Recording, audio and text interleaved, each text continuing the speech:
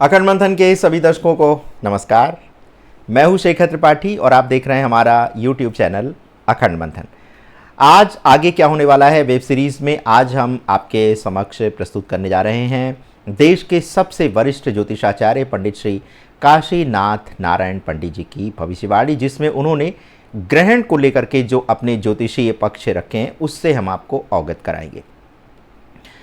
हमारे इस अंक के साथ पंडित श्री काशीनाथ नारायण पंडित जी की जो भविष्यवाणी है वो हम आपको बाद में दिखाएंगे। पहले हम आपको उनके द्वारा जो बातें कही गई हैं उसको हम आपको संक्षेप में बता देते हैं, क्योंकि बहुत सारे दर्शकों को पंडित जी की बात बहुत स्पष्ट रूप से समझ में नहीं आती है। यही कारण है कि हमने उनकी भविष्यवाणी के साथ ही साथ उनके द्वारा कहे गए जो भी वाक्य हैं उसको हमने टेक्स्ट फॉर्मेट में भी रखा हुआ है। लेकिन आपको पहले संक्षेप में ये बता दें कि आखिर उन्होंने इस भविष्यवाणी में कहा क्या है। तो अपनी भविष्यवाणी का शुभारंभ करते हुए पंडित श्री काशीनाथ नारायण पंडित जी कह रहे हैं कि मैं आज विश्व के सामने ज्योतिष का सिद्धांत रख रहा हूँ। जिस राष्ट्र के अंदर ग्रहण अधिक होते हैं तो इस सूर्य और चंद्र ग्रहण के कारण वहाँ पर विष योग का निर्माण होता है, जिसके कारण वहाँ पर युद्ध और प्राकृतिक प्रकोप की घटनाएं अधिक होती हैं, मृत्यु अधिक होती है, रोग और व्याधि की घटनाएं अधिक होती हैं। ज्योतिष के सिद्धांत के अनुसार भी पिछले 3 वर्षों में भारत समेत संसार में जितने भी ग्रहण लगे हैं वह विदेश में ही लगे हैं, भारत में इतने ग्रहण नहीं लगे हैं। और यही कारण है कि विदेशों में युद्ध अधिक हो रहे हैं। विदेश के नेताओं के अंदर युद्ध की प्रवृत्ति अधिक जाग रही है और इसी कारणवश वहां पर प्राकृतिक प्रकोप से लेकर भूकंप आने की भी घटनाएं अधिक घट रही हैं। इसीलिए ग्रहण के कारण अभी युद्ध रोकने के कोई भी उपाय सफल नहीं होंगे और भारत के सिवाय जितने भी अन्य राष्ट्र हैं वो युद्ध की ओर आगे बढ़ने वाले हैं। ऐसा है कहना श्री पंडित काशीनाथ नारायण पंडित जी का। उनका ये भी कहना है कि भारत ने आज तक किसी भी देश पर पहले आक्रमण नहीं किया है, बल्कि जितने युद्ध हुए हैं उसे रोकने का ही प्रयास किया है।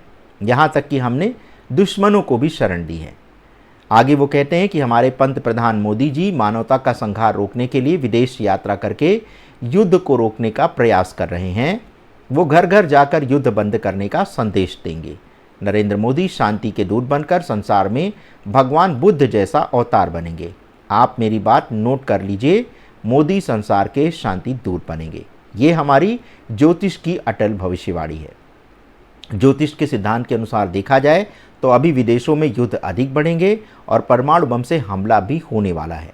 लेकिन हमारे पंतप्रधान नरेंद्र मोदी संसार में शांति दूत बनकर घूमेंगे और भारत का प्रत्येक सैनिक शांति का दूत बनेगा। यही हमारी भावना है। तो दर्शकों, ये बात जो है ये पंडित श्री काशीनाथ नारायण पंडित जी के द्वारा कही गई है। और आज के समय में आप देखिए तो संसार में सबसे जो बुजुर्ग ज्योतिष वक्ता हैं वो पंडित श्री काशीनाथ नारायण पंडित जी ही हैं। अहमदाबाद में रहते हैं। अगर आप गुजरात के रहने वाले हैं तो आप उनसे जाकर के भेंट भी कर सकते हैं। यद्यपि आप पंडित जी स्वास्थ्य कारणों से बहुत अधिक लोगों से मिलते नहीं हैं, लेकिन यदि आप अहमदाबाद के आसपास रहते हैं तो आप पंडित जी से भेंट भी कर सकते हैं। तो दर्शकों, ये था हमारा एपिसोड। अब इसके बाद हम आपको दिखाने जा रहे हैं उन्होंने अपनी भविष्यवाणी में क्या कहा है। तो लीजिए उनके मुख से स्वयं सुनिए उनकी भविष्यवाणी। नारायण पंडित एक भारत का ज्योतिषी हूँ, तो मैं विश्व के सामने आज ज्योतिष के सिद्धांत रख रहा हूँ। कि ज्योतिष का एक सिद्धांत है कि जिस राष्ट्र के अंदर ग्रहण ज़्यादा होते हैं, सूर्य चंद्र ग्रहण जो विशेष हो जाते हैं, वहाँ पर युद्ध होता है, पर प्रकृति का कोप होता है, ज़्यादा मृत्यु होती है, रोग व्याधि आती है। ये ज्योतिष का सिद्धांत है ग्रहणों का। तो इस विश्व के अंदर हमारे भारत के सिवाय अन्य राष्ट्रों में इस 3 वर्ष के अंदर जो ग्रहण बने हैं, तो हमारे भारत के अंदर इतने नहीं बने हैं। ज़्यादा से ज़्यादा ग्रहण योग, सूर्य ग्रहण, चंद्र ग्रहण ये विदेश के में बने हुए हैं। इसलिए वहाँ पर युद्ध का मामला रहेगा। वहाँ के नेताओं में युद्ध करने की भावना जागृत रहेगी और प्रकृति को होगा, भूकंप होता है और अतिवृष्टि होती है। ये सब ग्रहण के कारण है। अभी भी युद्ध रोकने वाला नहीं है और युद्ध रुकेगा भी नहीं। और वो भारत के सिवाय जितने भी राष्ट्र हैं वो युद्ध की तरफ जाने वाले हैं। ये हमारी भविष्यवाणी है। इसके साथ एक गहन और महान एक भविष्यवाणी बता रहे हैं कि भारत के अंदर आज तक दुनिया के अंदर भारत ने किसी राष्ट्र पर हमला नहीं किया है, युद्ध के लिए नहीं गया है। और सारे जो युद्ध करने आ रहे हैं उनका प्रतिकार किया है और दुश्मनों को यहाँ बसाया है। तो इस बार हमारे देश के अंदर ग्रहण योग कम है और विदेश में ज़्यादा होने से हमारे भारत के पंतप्रधान नरेंद्र मोदी जी विश्व के पास जाकर मानवता का संहार करने के लिए, रोकने के लिए कहेंगे। घर घर जाकर बताएंगे तो विदेश में कि युद्ध को बंद करो और शांति की स्थापना करो, मानव संवाद बंद करो, युद्ध बंद करो। इसी तरह से ये हमारे पंतप्रधान भारत के नरेंद्र मोदी जी ये शांति का दूत बन के रहेंगे, ये शांति का अवतार बन के रहेंगे। ये भगवान बुद्ध जैसे और महावीर जैसे, गांधी जी जैसा संदेश देने का एक प्रचंड कार्य करने वाला है। ये इतिहास में आप नोट कर लीजिए कि भारत के सिवाय कोई युद्ध बंद करने की बात नहीं करेगा। हमारे भारत के पंतप्रधान ही करेंगे, वो विश्व के शांति दूत बनेंगे। ये हमारी भविष्यवाणी है, ये भविष्यवाणी अटल है और ये भविष्यवाणी ज्योतिष के सिद्धांत पर है। इसलिए अभी तो युद्ध विदेश में बहुत बढ़ेगा, परमाणु का भी उपयोग होगा, शस्त्रों का भी उपयोग होगा, मगर हमारे पंतप्रधान जो है वो शांति के प्रतिनिधि बनकर युद्ध के बंद करने के लिए अनेक राष्ट्रों में घूमेंगे और भारत ही शांति सैनिक बनेगा, भारत ही शांति का दूत बन के रहेगा। ये हमारी भविष्यवाणी है। तो दर्शकों, ये था एपिसोड पंडित श्री काशीनाथ नारायण पंडित जी की भविष्यवाणी पर आधारित। आपको हमारा ये प्रयास कैसा लगा, आप अपनी राय हमारे व्हाट्सएप नंबर 7905414965 पर दे सकते हैं। जैसा कि पंडित श्री काशीनाथ नारायण पंडित जी का कहना है कि युद्ध रोकने के सारे प्रयास विफल होंगे। आप देख रहे होंगे कि इस समय भारत जो है युद्ध रोकने के लिए अपने कूटनीतिक प्रयास में तेज़ी ला रहा है और इसी संदर्भ में भारत की ओर से हमारे NSA प्रमुख अजित डोभाल जी मॉस्को की यात्रा पर हैं और वो हो सकता है कि मॉस्को के बाद यूक्रेन की यात्रा पर भी जाएं। इसी तरह से यूक्रेन के राष्ट्रपति जेलेंस्की ने भी भारत आने की अपनी इच्छा व्यक्त की है और जब यूक्रेन हमारे प्रधानमंत्री श्री नरेंद्र मोदी गए थे तो उन्होंने भी वहाँ पर जेलेंस्की को आमंत्रित किया था। तो अगर ये प्रयास ऐसे ही होते रहे तो हो सकता है कि ये जो युद्ध है ये रुक जाए। लेकिन अगर किसी कारणवश रूस और यूक्रेन में युद्ध रुकता भी है तो भी युग परिवर्तन की जो प्रक्रिया है ये तो चलने वाली है। इसमें थोड़ा विलंब अवश्य हो सकता है, लेकिन आप ये कहें कि ये बिल्कुल टल जाएगा तो ये टलने वाला तो नहीं है। हमने अपने अभी पिछले 1-2 एपिसोड में, बल्कि एक एपिसोड में हमें कहीं से ईश्वरीय प्रेरणा से हमें ये जानकारी प्राप्त हुई कि अखंड मंथन के जो दर्शक रहेंगे वो किसी भी युग परिवर्तन की प्रक्रिया में प्रभावित नहीं होंगे। आप जो ये चैनल सब्सक्राइब करते हैं, आप ऐसा मत समझे कि आप इसके कंटेंट को देख करके सब्सक्राइब करते हैं। आपको जब ईश्वर की ओर से प्रेरणा मिलेगी तभी आप इस चैनल से जुड़ेंगे। यही कारण रहा कि हम अपने चैनल पर बहुत अधिक आपको आग्रह नहीं करते कि आप चैनल सब्सक्राइब करें। जैसा कि आप कोई भी चैनल अगर आप देखते होंगे तो उसके आरंभ में ही, अपनी बात आरंभ करने से पहले ही उसका जो प्रस्तुतकर्ता होता है वो चैनल को सब्सक्राइब करने के लिए कहता है। लेकिन हम ये अनुरोध एक औपचारिकता में कार्यक्रम के अंत में आपसे करते हैं, वो भी एक बार। आप इस समय देख भी रहे होंगे कि हम अपने जो हमारा जो लोअर बैंड चलता है इन्फॉर्मेशन का, उसमें भी हम आपको सब्सक्राइब करने के लिए नहीं कहते हैं। कारण ये है कि ये धर्म के जो लोग हैं, ये धर्म के ही लोग अखंड मंथन के मंच से जुड़ेंगे और ऐसा ईश्वर की प्रेरणा के कारण ही होगा। हमें अपनी संख्या नहीं बढ़ानी है, हमें क्वालिटी पर विश्वास करना है, क्वांटिटी पर नहीं। तो गुणवत्ता अच्छे दर्शकों की अधिक होगी तो ये हमारे लिए अधिक लाभप्रद होगा। और आने वाले समय में हम अखंड मंथन को एक सोशल मीडिया के मंच से अलग हट करके एक धर्म की स्थापना का केंद्र भी बनाने जा रहे हैं। हमारा ये प्रयास रहेगा कि इसका जो शुभारंभ होगा, इस धर्म की स्थापना का, ये हरिद्वार नगरी से होगा, उत्तराखंड की देवभूमि से होगा।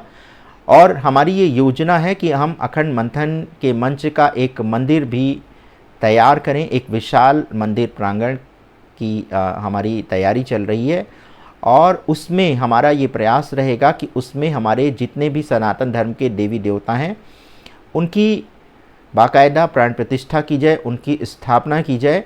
और इसी के साथ जो चार धाम की यात्रा पर जो हमारे दर्शक आते हैं, हरिद्वार से ही चार धाम की यात्रा आरंभ होती है उत्तराखंड के, तो हमारा ये भी प्रयास है कि अगला जो सीज़न या फिर हो सकता है कि उसके अगले सीज़न में हम एक ऐसी छोटी मोटी व्यवस्था बना सकें जिसमें कि हम आपको चार धाम यात्रा से संबंधित सारी सुविधाएं यहाँ पर उपलब्ध करा देंगे और जो उसकी जो सहयोग राशि होगी वो भी आपको बता दी जाएगी। तो आप यहाँ पर आएँ, आपके लिए विश्राम के लिए भी स्थान होगा और यहाँ पर आपको वाहन भी उपलब्ध हो जाएगा और आपको किसी भी प्रकार से चिंता करने की कोई आवश्यकता नहीं है। और आप यहाँ पर आएँ और चार धाम की यात्रा करें और फिर अपनी सुख समृद्धि की जो आपने कामना ईश्वर से की थी उसकी पूर्णता का आशीर्वाद लेकर के अपने गंतव्य की ओर प्रस्थान करें।